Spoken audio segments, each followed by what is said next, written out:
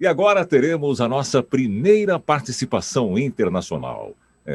Mostrando aí o alcance do nosso evento e como o conteúdo que trazemos inclui as tendências e as boas práticas de todo o mundo. É com prazer que nos conectamos agora para falar sobre o tema Principais fenômenos cibernéticos emergindo da pandemia, com o diretor de soluções de segurança global da Radware, Meyran. Welcome, Ron. Thanks for being with us. Good presentation. Thank you, Angelo. Let me just share my screen first and get you with my presentation. You should be able to see it right now. Can you see my screen, by the way? Yes, please. Okay, very good. So thank you, first of all, for the opportunity to speak in an event in Brazil. My name is Meyran, Director for Security Solutions. As of today, I'm responsible for our analyst strategy, sales enablement, and thought leadership at Radware. I've been visiting and traveling customers around the world, events, but I have to admit that South America, I have never been to Brazil, and it's top of my list. So I hope the next year to visit, I think, 6 or 7 biggest countries in the world. Today, I'm going to talk about the cyber phenomena, top cyber phenomena, eventually 3 cyber phenomena that are emerging from the pandemic. But let me start first with a bit of history in the sense of the pandemic.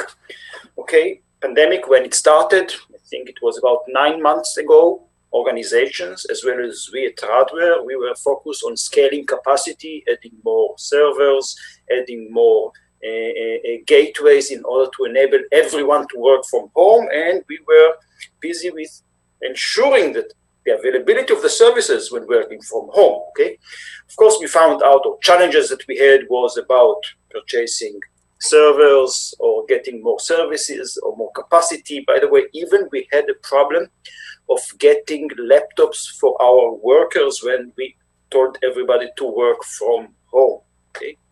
However, when I'm looking a bit further, not 9 months ago, but let's say past 3 months, we can talk about 3 top phenomena that we at Radware, as a cybersecurity vendor, we see in the market. Okay.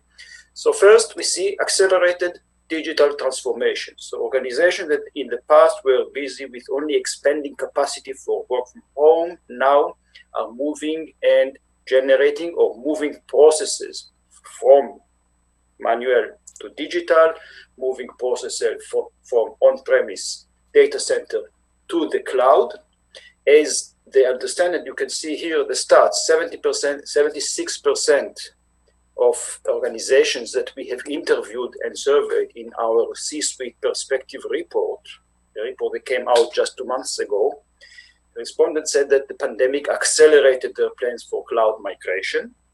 But more interesting is to see that 56% of companies with interest in online ordering, home delivery, teleconference, like this application we are speaking now, Zoom, and streaming services focus on new revenue models or building new digital business models, because in the beginning, everyone was about survival. But today it's about taking advantage of the situation and increase your competitiveness compared to other companies. The second trend that we see, and let me just move here, I have a problem with this window, which shuts part of my, okay, now it's better. Okay, the second trend that we see is the evolving threat landscape. Okay, so we moved really working from home, but this means that the perimeter has dissolved, because suddenly every home computer, mobile device is part of the new perimeter. Okay, we are moving to consume goods online. By the way, this conference, by the way, is a way of consuming goods online. Okay, so when we consume and everything goes online, then more services go online, so the attack surface increases, and we move the applications to the cloud. for scalability, resiliency, and so on, but this opens a hole or place or introduces new security gaps. And we see that about 30% of the respondents in our C-suite report reported an increase in attacks after the onset of the COVID-19 pandemic. The third phenomena I'm going to talk is about the attacks, and this has been taken for our global attack insights. Eventually, we are gathering statistical information from our own cloud security services. On the right hand of the slide, you can see some stats of how many attacks we blocked during the past month. When I say the past month, the month of October, okay? So over 1 billion bad bot requests we detected and blocked, 163,000 totally DDoS attacks. DDoS attack is not a one transaction or a one packet attack, remember? A DDoS attack lasts for hours and sometimes even days, okay? So it's campaigns. Total of 1.7 terabyte of traffic that we blocked in 1 month. You can see also how many, 53, volumetric DDoS attacks, attacks above 10 gig. An attack of 10 gig, think about the service provider who needs to carry this traffic, excessive traffic, and other neighboring companies. Okay? With regards to web attacks, more than 160 million web application attack transactions. Moving to the left side, you can see the top attacked verticals. So retail is the number one, again, where is the money, who is trading online, but also because retailers, when they moved very fast to selling online goods, they left security a bit behind. The second sector under attack is technology, but technology, again, Zoom is part of it, software as a service, cloud service provider, hosting service provider, and so on. Government then, and then we see a significant growth in e-commerce, attacks on e-commerce, gaming, banking, finance, insurance. Okay, so we see increase in attack volume, more attacks, but we see also more verticals being targeted by cyber attacks. Now I would like to take you a bit and provide you some insights into the cyber attackers world. Okay, so first of all, let's start with understanding who are the actors in this cyber industry and what are their motives. We see different actors, and typically we classify them based on motivation or skill level or both. Okay, so we see, for example, organized crime groups who are mostly driven by financial gain. They look for the money. They have experience and they have expertise. Okay, they work in groups. They are organized. They delegate the jobs between members of the group. So each member of the group has got a dedicated job within the organized crime teams. Next are the angry users. They are driven by emotion, or to be more specific, they are driven by anger. Typically, these are individuals that can be unhappy customers, disgruntled employees, and so on. Then we've got the hacktivists, who are driven by ideology and use cyber world in order to protest. Next, we've got competitors who are driven by business, and there you will try to impact your reputation, steal intellectual property, or undercut your prices. Next, we have the script kiddies. Eventually, the script kiddies is the largest group, and they contain mainly unexperienced, less experienced, but very skilled individuals. They are not part of groups usually, and they are typically driven by e-fame, and they would simply download tools available on the internet, stress tools and so on, or attack tools for hire that you can find in the darknet, and will use them randomly against random victims. Okay, and finally we have the nation-state attackers. These are driven, of course, by politics, and they want to impact a competing nation's economy or politics. They would try to interfere with elections, for example. They will try to cause stock exchange outage. But mainly, they are looking to cause chaos and destabilize regimes. Then I would like to cover a few advisories that we have released in the past 2 months, eventually.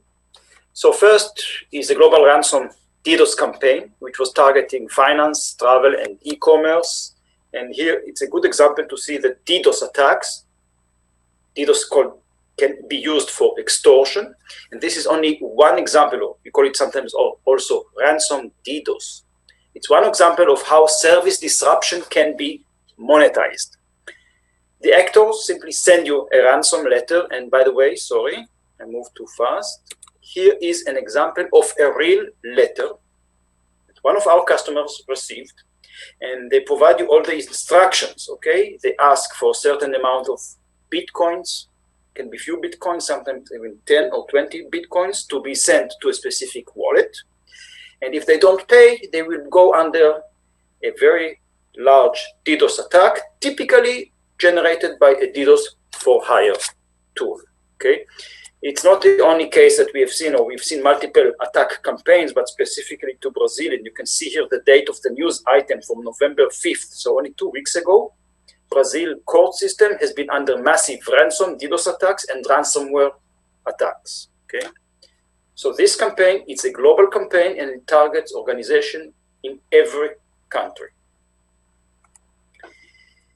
The next advisory we talked about, and I would like to cover here,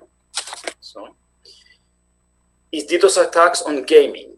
And gaming industry is a very particular industry. There is a lot of emotion involved here, with actors that are typically less mature and with lower ethical thresholds, I would say. This is quite polite saying it, okay?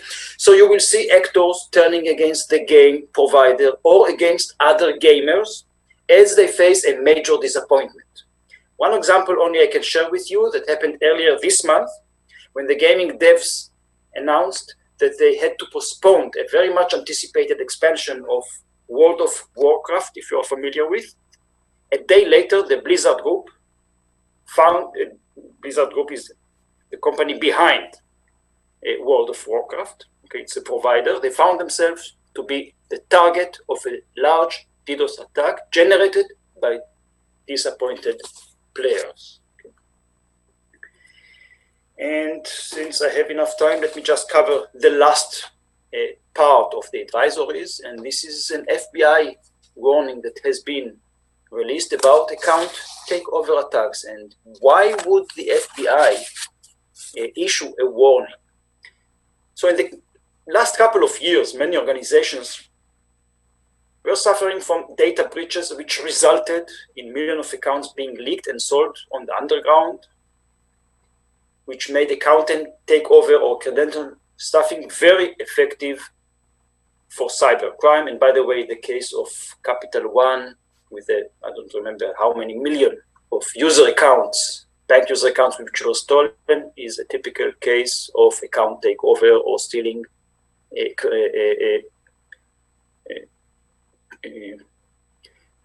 data from large organizations.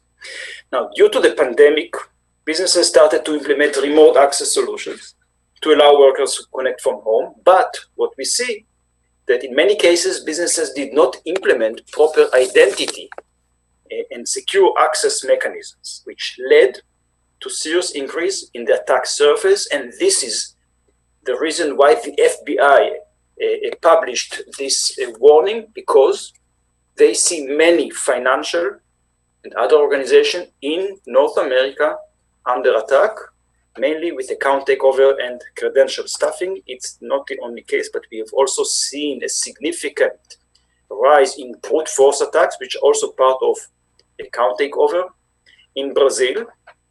And this, by the way, is, you can see here maybe the date from August 24th, 2020. So all over, the attackers, once they see any weakness or vulnerability in a system, immediately they hunt it like predators. Okay. With this, I would like to summarize the first part of my presentation, the top cyber phenomena emerging from the pandemic. I spoke about 3 phenomena. The first one is the accelerated digital transformation, where applications and services are going digital and moving to the public cloud. Then we see the evolving threat landscape, where organizations' attack surface increases due to the changing economy. We mentioned that the perimeter has dissolved, and now every home computer, mobile device becomes part of the perimeter. And the third phenomena, we have seen a significant growth, about 30%, in attacks volume due to the pandemic, and with trends of attackers targeting in the recent months more financial services, e-commerce, and gaming. Now I would like to move, sorry, that was a bit too fast, to how do we secure the new world? Okay, so initially, as I started with this slide, we started with expansion, enabling the expansion, and then ensuring the availability. But now we need to look further and deploy tools to protect our infrastructure and applications and to secure our cloud environments. Okay, and let me move to the next slide. And this is where we need to change the mindset and look for a holistic security approach. Holistic security approach, that means that first of all, you need to protect your infrastructure and application. How do you protect applications? You need to protect them with tools against web application attacks like WAF or WAP. You need to protect against layer 3 up to layer 7 DDoS attacks, bedbot traffic, of course, and a channel that many organizations overlook, the APIs of your applications. In many cases, you will see that attackers have discovered in the past years the API that remain unsecured, and they target them. Then we've got to secure the cloud environments. Why? I talked about the need or the fact that cloud environments create new security gaps, but in cloud environment, the cloud provider is responsible to secure or protect their infrastructure against availability threats or intrusions that may happen due to the infrastructure, but they cannot secure your applications which are running on or in the cloud. Okay, they cannot secure publicly exposed assets. I mean, when you run workloads in the cloud, everything is exposed. There is no way for you to protect it using a firewall or the traditional way. You are exposed to misconfigurations, privilege escalations, credential abuse. By the way, the case of Capital One started with a web application attack. That's a part of the protect. The woman who conducted the attack against Capital One sent a server-side request forgery attack, a web application attack, which is a zero-day attack and not covered part of the OWASP top 10. Once she got access to one of the servers or the workloads in the cloud, she started to use misconfigurations and move from one workload to another until she got to Amazon Web Services as 3 buckets, and then she copied 1 million of user accounts data from Capital One. And by the way, Capital One even didn't discover about the breach only a few months later when that woman mentioned it in one of the posts in the social media. Okay, so you need to secure cloud environments against different type of threats. So how do you secure your digital transformation? And this is my summary slide. So first of all, you need to cover all attack surfaces, which means both the applications and the infrastructure that you are using, whether you are running applications on-premise or in the cloud. Okay, so you need to cover all surfaces. Second, you need to think different when you move applications to the cloud. Public cloud threats are different, and you need cloud-specific protections to be deployed to protect your cloud workloads.